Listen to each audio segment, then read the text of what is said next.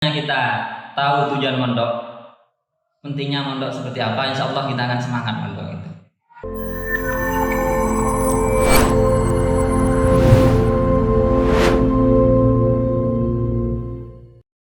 Oke, Bismillahirrahmanirrahim.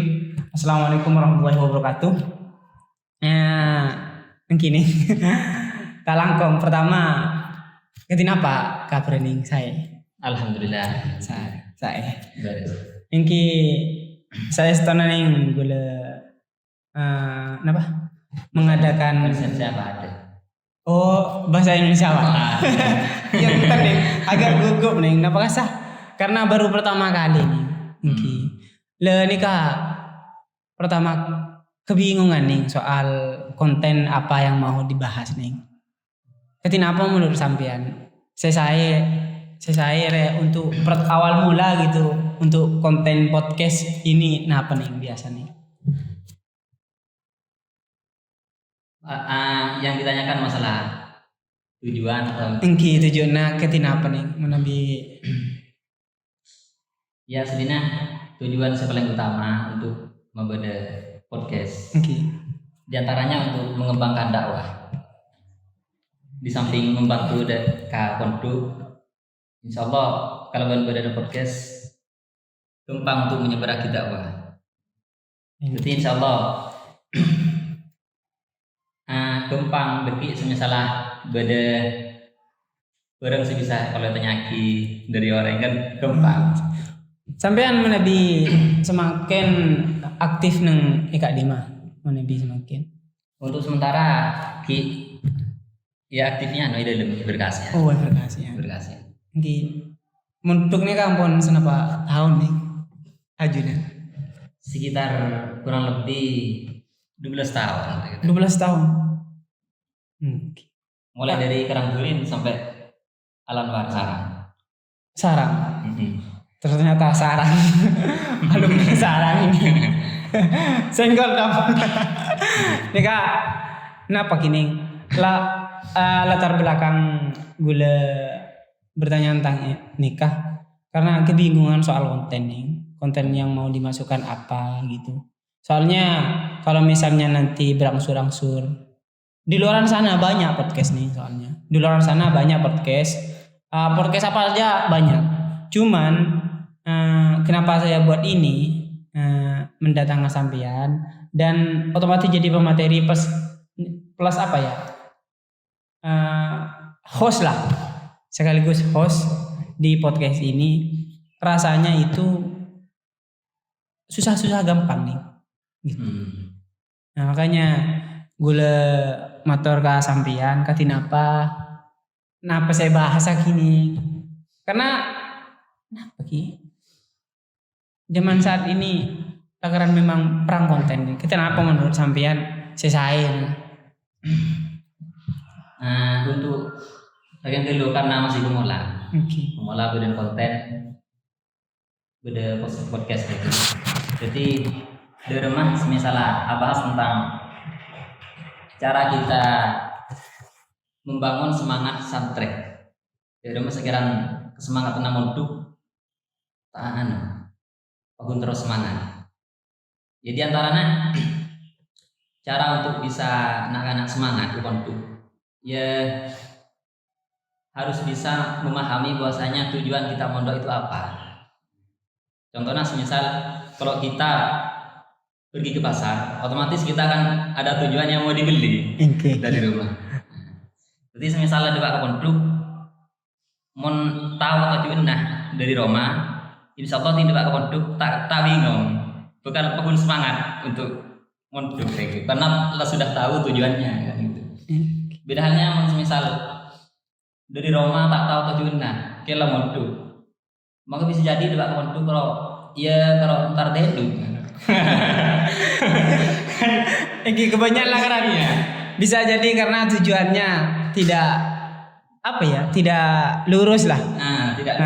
Tidak lurus. Ya pernah dengar dari Ki Wafir pengasuh salah satu pondok pesantren penyepen bilang gini.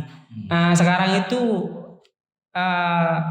mondok itu kalau orang mau mondok sekarang yang dilihat itu bukan tentang cari ilmunya, bukan. Tapi lebih ngarah ke fasilitasnya, pondoknya nyaman, pakai AC atau gitu. Sedangkan kalau orang mencari ilmu zaman dulu itu biasanya yang dicari ridho Allah gitu. Nah, itu mungkin niatnya salah dari awal. Salah satu dari beliau mengatakan seperti itu nih. Nah, ya gimana nih? Soal mondoknya sampean dari umur berapa nih? Kalau masalah umur saya kurang tahu juga. Iya. Pokoknya mulai dari sekitar tahun 2011. 2011. Iya. Mondok di Karanggurin. Sekitar 3 tahun di Karanggurin, kemudian pindah ke Sarang. Tepatnya di Pondok Al-Anwar Sarang. Dulu memang sampean pernah sekolah di sini kan? Dari mulai kelas 1 sampai kelas 6 kan sama-sama alumni nih. Alumni iya, sama-sama alumni sama-sama alumni Sumber Kasihan kan. Nah, sama. Iya. Ya, pernah ingat nih, dulu kan awal-awal saya mohon maaf ya teman-teman, ini aneh kisah kelam saya ya. Karena dulu kan satu kelas sampean. Nah, sekarang sampean sudah mondok ke Karanggurin, mondok ke Sarang, itu saya tertinggal jauh nih. Soal keilmuan jauh banget nih. Saya dua sampean. Nah, di situ nih yang kelamnya itu apa ya? Itu saya tuh tidak pernah naik kelas, tidak pernah naik kelas. Bahkan kan teman saya kan sampean asli, sampean sudah bertugas, saya masih belum nih. Nah, itu pertama karena memang tujuan saya bukan cari kelas nih, awal mulanya bukan cari kelas, tapi benar-benar belajar. Nah, mau mondok itu nggak ada biaya nih dari ibu, karena saya memang ibu tunggal ya. Maksudnya nggak ada bapak nih, jadi tidak bisa mondok. Rencananya pengen ke Sidogiri nih, tapi tidak bisa karena tergendala ekonomi gitu nih. Jadi nah, kalau sampean ini sekarang maaf sampean ajunan nih. Ajunan kalau sekarang setelah lulus mondok ini mau ngapain nih? Setelah lulus dari Sarang mau ngapain? Ya kalau rencana tetap ingin melanjutkan perjuangan mulai dari pondok. Karena memang kalau di Sarang itu torikohnya mulang. Jadi, mulang itu artinya? Mulang ya seperti taklim, mengajar santri. Bahkan salah satu dari guru saya pernah berpesan bahwasanya disuruh mulang walaupun muridnya cuma sedikit. Gitu. Jangan mengharap kalau muridnya banyak nanti saya mau mulang, jangan gitu. Jadi ini bisa termotivasi lah, ingin memperjuangkan perjuangan masyayikh di Sarang. Kemudian kan ada hadis Nabi, beliau anni walau ayat, kan seperti itu. Jadi sampaikanlah dariku walaupun cuma satu ayat kan. Nah itu kalau misalnya kita tahu tujuan mondok, pentingnya mondok seperti apa, insya Allah kita akan semangat mondok itu. Dan salah satu caranya ya itu, kita harus tahu tujuan kita dari rumah. Kemudian nanti kalau sudah mondok pulang ke rumah, insya Allah tidak akan bingung nanti untuk menyampaikan ke masyarakat kan seperti itu. Nah ini lagi nih, karena zamannya sekarang bukan beda sih, tapi lebih ngarah ke sudah apa ya, mindsetnya orang-orang tentang mungkin materi ya. Nah motivasinya terkait ini gimana nih? Karena orang-orang di luar sana itu mondok itu sebagai jembatan. Yang pertama mungkin ke akhirat ya. Yang kedua mungkin ke keduniaan. Nah, bagaimana anak-anak itu bisa termotivasi lebih lanjut tentang itu? Bahwasanya mondok itu bukan hanya belajar tentang belajar tentang keagamaan nih, tapi juga belajar tentang ilmu duniawi lah. Gimana? Ya aslinya seperti ini. Orang itu kalau mondok tentunya di pondok itu bukan hanya diajari tentang ilmu agama. Artinya di pondok itu kita juga diajari gimana caranya kita bermasyarakat dengan baik. Karena setiap harinya 24 jam itu kita tidak lepas dari teman kan. Setiap harinya kita tidak lepas dari teman. Kemudian otomatis kita akan terbentuk karakter jadi seorang yang mandiri.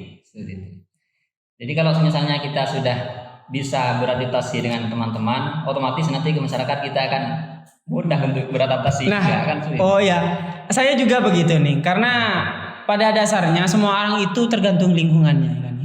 Nah, di sini selaras dengan pendapat sampean nih, bahwasanya mondok itu salah satu adalah networking, berjejaring, bersosial.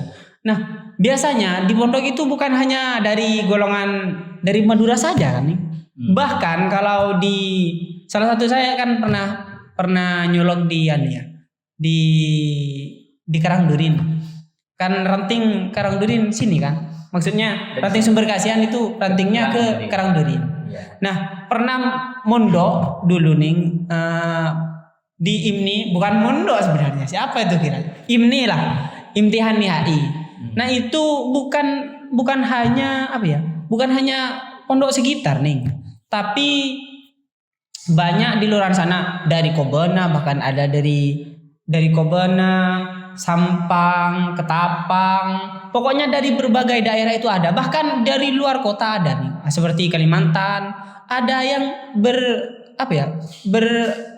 bermondok di Karangdurin gitu. Nah, itu sebagai jejaring nih, jaring sosial atau networking. Kita punya banyak teman gitu. Nah, kalau dalam pepatah banyak teman banyak rezeki. Nah, salah satunya itu nih. Selaras dengan sampean. Kalau nih, dan sekarang kan eranya konten ya. Eranya konten. Nah, di luar sana nih konten itu banyak banget sekarang nih. Bagaimana sih mengomentari konten yang saat ini ada nih menurut sampean? Kalau misalnya seperti konten-konten yang tidak bertentangan dengan syariat ya tidak apa-apa sebenarnya. Cuma yang berbahaya itu kalau misalnya ada konten tapi bertentangan dengan ajaran Islam. Seperti contoh semisal ya pokoknya konten-konten yang sebenarnya itu bisa merendahkan martabat. Itu sebenarnya yang perlu kita tanggapi. Sebisa mungkin dari podcast seperti ini bisa menyebarkan dakwah gimana masyarakat tidak terpengaruh oleh konten-konten seperti ini. Siap. Karena gini nih, di luar sana juga pertama konten sekarang itu bukan hanya jadi tontonan ya, tapi juga jadi tuntunan. Dan di luar sana, mohon maaf ya, di luar sana itu banyak minhaj sekte lah ya. Mungkin gitu ya. Bener ya? Bener gitu. Aliran-aliran gitu. Aliran-aliran yang memang banyak nih. Bahkan lihat TikTok dan sebagainya itu banyak. Nah, dari situ saya berpikir bahwasanya di sini adalah tugas sebenarnya orang Islam itu memang tugasnya menyebarkan nih. Rahmatannya tanpa ada paksaan ya. Tanpa ada paksaan untuk masuk Islam itu tanpa ada paksaan gitu. Nah, menanggapi konten-konten yang seperti itu ya salah satu caranya ya gini podcast ini nih. Oh ya, dulu awal-awal kalau sampean masih di Sumber Kasihan gimana menurut sampean sekarang ini? Kalau dari segi perkembangan ya alhamdulillah sudah mulai banyak perkembangan. Dengan artian dari segi kuantitas atau kualitas anak santri itu kayaknya sudah mulai banyak lebih mengetahui tentang apa itu cara untuk baca kitab itu sudah mulai bisa. Nah, di sini guys banyak program yang disediakan Pondok Pesantren Sumber Kasihan, antara lain adalah program Al-Miftah. Jadi I'dadiyah I'dadiyah ala Sidogiri Al-Miftah, dan juga ada dari Sarang jadi amsilati juga. Ya nih, tentang bagaimana cara membaca kitab kuning dengan baik dan benar. Itu kan? Iya nih. Memang dulu pernah ada Benar. dari Sarang metodenya. Iya. Cuma selang berjalannya waktu itu sekarang sudah tidak dipakai lagi. Cuma insya Allah kalau metode untuk baca kitabnya ya ilmunya akan tetap insya Allah akan dilanjut. Dilanjut. Nah selain itu guys, selain itu ada program apa ya? Banyak sih. Ada program TPA Taman Pendidikan Al-Quran nih. Kalau di sini dan semua jenjang insya Allah ada MI, SMP untuk ambiah nih. MI, SMP, SMA, PAUD. Ada 6 derajat ambiah. Kalau misalnya terkait madrasiyah ada MI, bukan MI, Madrasah Ibtidaiyah, TBA, Idadiyah, kemudian ada lagi Madrasah Sanawiyah. Gitu nih. Kalau sesampean kan baru datang dari pondok, jadi saya lumayan tahu nih. Saya lumayan tahu tentang program ini. Dan saat ini apalagi sekarang di Sumber Kasihan sedang ramai-ramainya pembangunan nih. Dan sekarang alhamdulillah bisa membangun masjid. Doakan teman-teman semoga Pondok Pesantren Sumber Kasihan lebih maju lagi. Dan sekarang lagi berlangsung pembangunan masjid Membawa Rahmah untuk memfasilitasi santri-santri yang mondok, dan ini sebagai pusat ibadah karena dan juga bagi masyarakat sekitar ini sangat urgent sekali, penting sekali karena keberadaan masjid di Sumber Kasihan itu penting. Makanya mohon doa dan dukungannya, bisa juga donasi ke Pondok Pesantren Sumber Kasihan, bisa juga melalui nomor yang tersedia atau nanti ada timnya juga guys. Itu guys. Untuk anonim kita mungkin udahan berapa menit sudah? Berapa menit? Saya lihat dulu. Ini udah lumayan lama ya. Lumayan lama. Oh, 17 menit nih. 17. Oh, lumayan ya. Dan mungkin kesan-kesannya terkait sambian mondok, kisah yang paling mengharukan lah. Paling mengharukan di pondok itu apa nih? Ya, aslinya mondok itu kalau awal-awal saya mondok kaget rasanya. Jadi awal-awal saya mondok itu merasa kaget. Soalnya kenapa? Alam di rumah dengan alam di pondok itu sangat beda jauh seperti itu. Jadi yang dibayangkan di rumah nanti di pondok akan jadi seperti ini, itu beda seperti itu. Makanya saya kaget awal mulanya. Dan biasanya kalau santri baru itu kan biasanya nggak kerasan.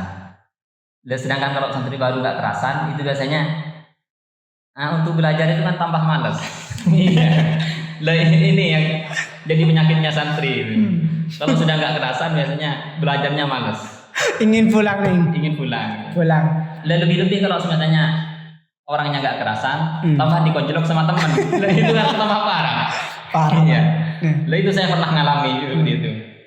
Tapi sering berjalan waktu saya paksakan, dan pada akhirnya alhamdulillah saya menyadari bahwasanya di pondok itu bukan hanya diajari untuk mengaji gitu.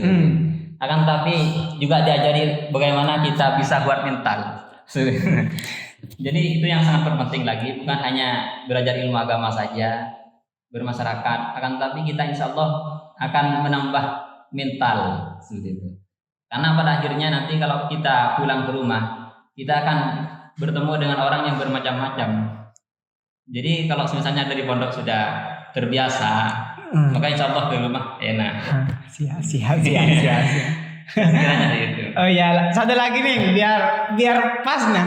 Tadi kan tentang haru. Sekarang apa yang paling berkesan nih? Apa yang paling berkesan ketika mondok nih? Oh, ya dulu itu saya kan waktu mondok di Sarang itu saya awal mulanya kan nggak kerasan ya. Terus saya paksakan, pada akhirnya setelah naik kelas dan hampir boyong itu saya sudah mulai tahu bahwasanya ilmu itu sangat enak. Jadi orang itu kalau sudah paham ilmu, maka insya Allah akan merasakan kurang terus. Setiap harinya akan merasakan kurang terus. Bahkan kalau misalnya dia mau diboyongkan itu kayak nggak terima itu kayak. Dan saking anunya ilmu, ya itu ya. Nah ilmu padi nih guys, ilmu padi karena kalau makin merunduk makin banyak isinya. Semakin banyak. Dan kalau sudah merasakan manisnya ilmu, insya Allah akan semakin semangat. Ya. Akan ada dua perkara yang manusia itu tidak akan puas, yaitu ilmu dan harta. Semakin dicari maka akan semakin kurang. Siap. Aduh. Ya intinya mumpung masih ada di pondok, nah jangan buang kesempatan yang sudah ada, karena pondok itu enak kan gitu. Kalau anak di rumah sudah balik kan nggak wajib dinafkahi sama orang tua kan. Tapi kalau anaknya mondok cari ilmu, bisa diharapkan jadi orang alim, bahkan orang tuanya wajib nafkahi gitu. Bisa jadi orang tuanya wajib. Baru tahu nih. Kayak pengen mondok lagi. Beneran nih, kalau saya beneran ingin mondok nih.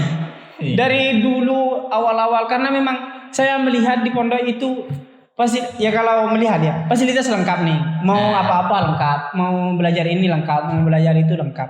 Jadi di pondok itu rasanya istana kalau bagi saya. Yang jadi tujuan awal itu Sidogiri nih, karena menurut saya Sidogiri itu sebagai patokan apa ya, sebagai pedoman kalau menurut saya, sebagai pedoman sebagai santri itu, karena memang itu bagus, luar biasa. Apalagi saya dulu awal kan nggak kenal sih, nggak pernah ke Sidogiri, nggak pernah Sidogiri. Tapi lewat buku-bukunya, buku istimbat, ada istimbat, ada dulu Buletin Sidogiri, sekarang Sidogiri Media gitu. Nah itu jadi patokan saya bahwa pesantren itu bukan hanya soal agama, tapi lebih dari itu nih. Ya memang seperti itu. Kalau misalnya mondok itu sebenarnya di pondok bukan cuma dibekali tentang ilmu agama saja. Akan tapi banyak ilmu-ilmu yang sebenarnya kita tidak terduga, dan pada akhirnya kita menemukan banyak di pondok seperti itu. Dulu juga saya kan orangnya agak Inggris dikit gitu lah. Kan sama kan dulu kan? Iya. Sama. Ya, satu angkatan kan bahasa Inggrisnya kan. Pernah khusus bareng. Iya. Pernah khusus bareng. Itu sampai sekarang itu dibawa nih. Jadi pengetahuan basic tuh. Awal mula tahu bahasa Inggris itu kursusnya bukan dari kalangan akademis kampus, bukan, tapi dari Sidogiri. Bener. Pak siapa lu? Pak Matamang sama Pak Adi. Udah lupa sekarang. Nah itu jadi awal saya tertarik bahasa Inggris. Tidak, sekarang mohon maaf ya, bahasa Inggrisnya agak belepotan karena tidak belajar lagi. Ada belajar dari mungkin komputer. Itu jadi awal. Jadi ilmu basicnya itu di pesantren saya. Pesantren, dan itu dari Sidogiri. Itu kursusnya bukan ke Sidogiri, tapi Raden Suhud mendatangkan dari Sidogiri. Sama seperti saat ini, setiap tahun teman-teman di Pondok Pesantren Sumber Kasihan itu mendatangkan tutor dari beberapa pondok. Pertama dari Pondok Sarang, ada dari Karangdurin, ada juga dari Pondok Sidogiri, Pondok Pesantren Sidogiri. Dan itu biasanya ada kursus Ramadan. Jadi ada program kursus Ramadan. Singkat dengan Pesrom ya. Itu juga jadi senjata untuk memperdalam ilmu agama. Itu membaca kitab kuning, ada baca Al-Quran juga, dan ada kaligrafi bahasa Arab. Dan satu lagi penambahan sekarang, insya Allah ada desain grafis. Kemarin tidak jadi karena alat-alatnya masih belum ada. Mungkin untuk tahun depan kita akan mengadakannya. Insya Allah, doakan teman-teman semoga berjalan dengan lancar. mudah-mudahan. Amin. Iya tuh nih, ya Sudah. iya. Atau ada yang mau diperbincangkan lagi? Closing statement nih buat teman-teman yang ingin mondok agar tetap dalam bisa semangat dan pokoknya bisa semangat lah gitu untuk mondok gitu. Pesan-pesan closing statement untuk teman-teman di luar sana yang ingin mondok. Ya, sebenarnya orang mondok itu memang dari awal itu gak enak. Cuma kalau misalnya dipaksa, pada akhirnya nafsunya itu akan terbawa dan bisa jadi nanti ketagihan, dan kalau mau diboyongkan itu seakan-akan gak terima.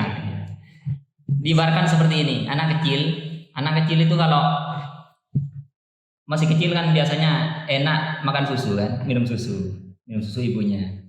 Tapi misalnya andaikan anak kecil itu dibiarin sampai besar, itu kan bahaya kan. Iya lah. Sedangkan kalau anak kecil itu tidak dibiarin seperti yang sudah biasa di masyarakat, bahasa Maduranya imare, maka kan anak kecil akan ikut.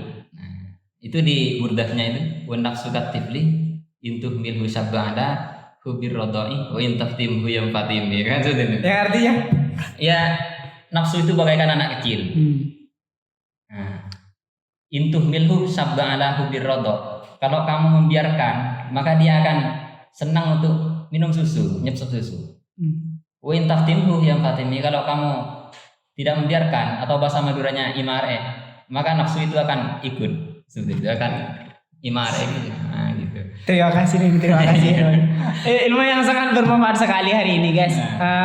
Teman-teman jangan lupa like, comment, dan subscribe. Semoga beliaunya juga sehat. Amin. Dan bisa melestarikan Islam yang rahmatan lil alamin dan terus memperjuangkan cita-citanya ya. Amin. Doakan teman-teman. Mungkin itu saja nih hari ini kita bahas tentang di lain kesempatan mungkin ya di podcast berikutnya. Ya, mudah-mudahan. Assalamualaikum warahmatullahi wabarakatuh, guys. Sampai jumpa di podcast berikutnya. Iya nih. Kemarin. Mari. Ya